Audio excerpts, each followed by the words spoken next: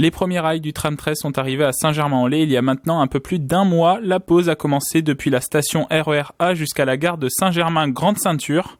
Des travaux prévus sur près de 4 km durant un an.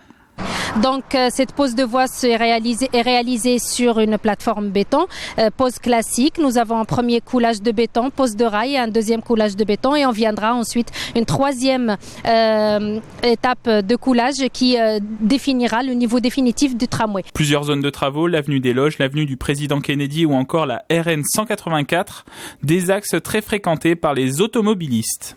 On peut aussi avoir des contraintes qui sont propres au projet, par exemple du fait de traverser des routes importantes. C'est le cas de la RN 184 et de la RD 190. Du côté de l'allée des Loges, on impacte aussi la RD 157 et donc on limite extrêmement les impacts sur la circulation routière. Restera ensuite la pose du mobilier et la réalisation des stations avec les premiers essais en 2021. Le projet final prévoit de relier Saint-Germain-en-Laye à Saint-Cyr-l'École en passant par Mareil-Marly et Noisy-le-Roi. Un parcours de 19 km, coût total de l'infrastructure 306 millions d'euros. Mise en service prévue à la fin de l'année 2021.